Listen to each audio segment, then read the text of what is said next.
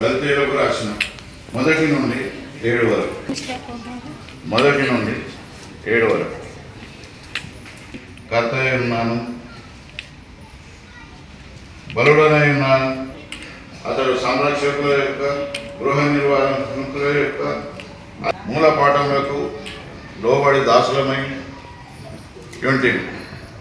అయితే కాలం పరిపూర్ణమైనప్పుడు దేవుడు తన కుమారుని పంపెను. ఆయన స్త్రీ యందు పుట్టి మన దత్తపుత్రులం కావాలనని ధర్మశాస్త్రములకు లోబడిన వారిని విమోచించుటకై ధర్మశాస్త్రములకు లోబడిన వాడు ఆయన. మరియు మీరు కుమారులై ఉన్నందున ఆయన తండ్రి అని మొరపెట్టి తన కుమారుని ఆత్మను దేవుడు మన హృదయంలోనికి పంపాడు. కాబట్టి నీవిక దాసుడవు కావు, కుమారుడవు. పదము సార్.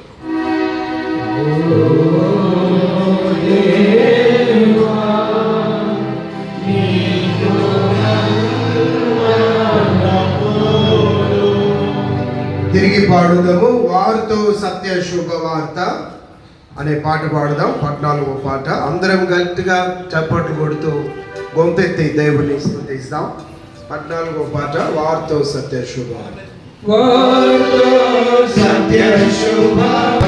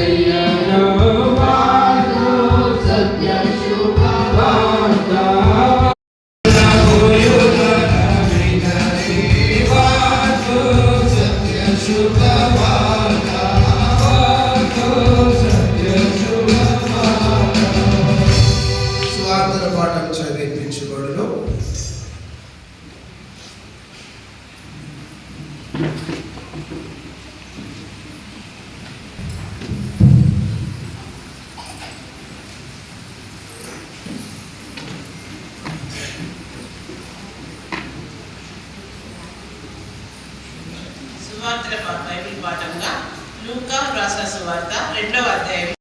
ఊరికి వెళ్ళింది. వారక్కడ ఉన్నప్పుడు ఆమె ప్రసవ దినములు నిండెను కనుక తన తొలిచూలు కుమారుని కని పొత్తి గుడ్డలతో చుట్టి సత్రంలో వారిని ఈ స్థలం లేనందున ఆయనను పశువుల తొట్టిలో పరుండబెట్టింది.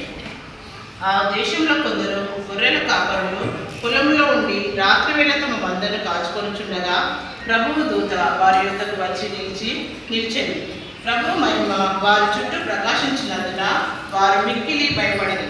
అయితే ఆ దూత, భయపడకుడి, ఇదిగో ప్రజలందరికీ కలుగబోవు మహా సంతోషకరమైన సువార్తమానము నేను మీకు తెలియజేయుచున్నాను. దావీదు పట్టణమందు నేడు రక్షకుడు మీ కొరకు పుట్టి ఉన్నాడు. ఆయన ప్రభువైన క్రీస్తు. దానికి ఇదే మీ కానవారు. ఒక శిశువు పొత్తి గుడ్డలతో చుట్టబడి ఒక తొట్టిలో పండుకొని ఉండుట మీరు చూచెదరని వారితో చెప్పెను. వెంటనే పరలోక సైన్య సమూహము ఆ దూతతో కూడా నుండి సర్వోన్నతమైన స్థలములలో దేవునికి మహిమయు ఆయనకి ఇష్టలైన మనుషులకు భూమి మీద సమాధానం కలుగునుగాక అని దేవునికి స్తోత్రము చేయుచుండెను. చదువుకున్న వాక్యము దేవుడు మన ఆత్మల మేలు నిమిత్తమై దేవుడు దీవించుగాక.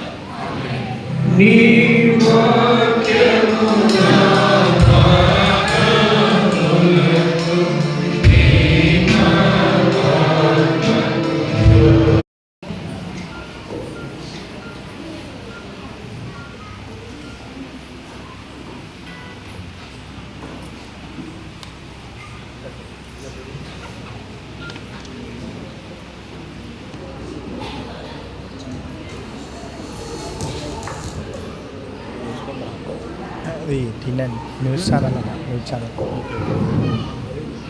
తీసుకో అట్లా ఓకే ఓకే.